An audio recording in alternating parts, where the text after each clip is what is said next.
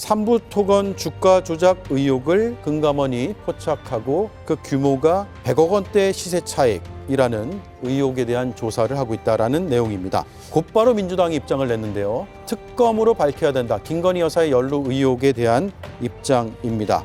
다시 특검을 해야 한다는 그 필요성을 강조했습니다. 역시 정권이 저물어 가니까 하나둘씩 진실이 밝혀지고 있다고 봅니다, 저는. 그러니까 금감원에서 한국거래소에서 이 이상 징후를 발견하고 작년 10월에 금감원에 얘기를 했는데 이제서 이게 이제 보도가 되는 거 아닙니까? 예. 그러면 지난 4, 5개월 동안 금감원은 도대체 무엇을 했단 말입니까?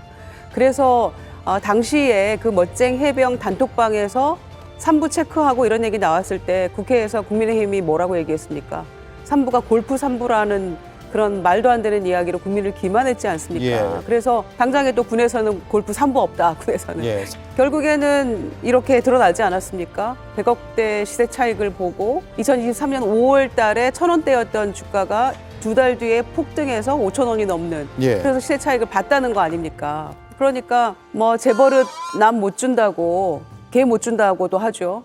제가 좀 말씀드릴까요? 근데 지금 관련해서 의혹이 제기되는 것은 이종호 블랙펄 인베스트먼트와 김건희 여사가 과거에 인연이 있었기 때문에 이 인연을 바탕으로 그러면 삼부토건과 관련해서도 일종의 거래가 있었고 그 과정에서 김건희 여사의 역할이 있었다. 이렇게까지 가야 되는 건데 예. 그리고 검찰 조사 과정에서 저는 이제 검찰이 그렇게 김건희 여사 눈치든 윤석열 대통령 눈치든 볼만한 위치의 상황에 있지 않다고 생각하거든요.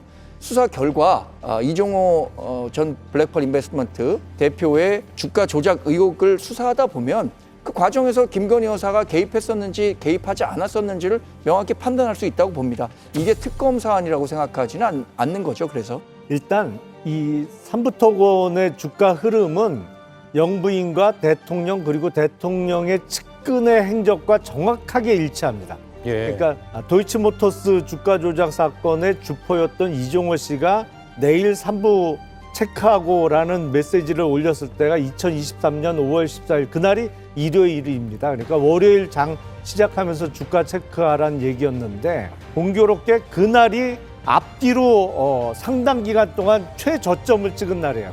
2023년 5월 15일이요. 예. 그리고 5월 16일 날 어떤 이벤트가 생기냐면 우크라이나의 젤렌스키 대통령의 영부인이 방한을 해서 영부인 회담을 김건희와 같이 합니다.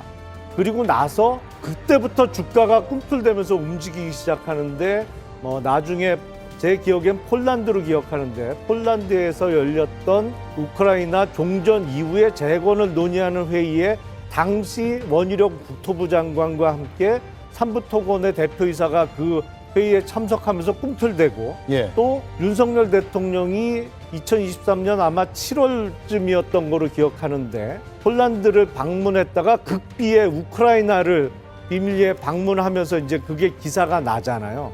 그러면서 삼부토건이 이제 최고점을 찍었거든요. 근데 그때 재정 상태로 봐서 삼부토건이 우크라이나 종전 이후에 재건 사업의 주도 업체가 되기도 힘들 뿐만 아니라 무엇보다도 그때 우크라이나가 전쟁 끝나면 재건에 몇 천억이 소요된다라는 기사들이 많이 나오면서 삼부토건이 그 가장 큰 수혜를 볼 것처럼 기사가 많이 났는데 문제는 우크라이나에 돈이 없다는 거예요. 네. 그러니까 그 재원에 대한 아무런 근거도 없이 호재성 기사가 나오면서 삼부토건이 5배 이상 급등했거든요. 종전 재건 사업에 참여한다고 하더라도 이건 인위적으로 누가 세력이 주가를 끌어올리지 않으면 이렇게 5배 이상 올라갈 수는 없습니다.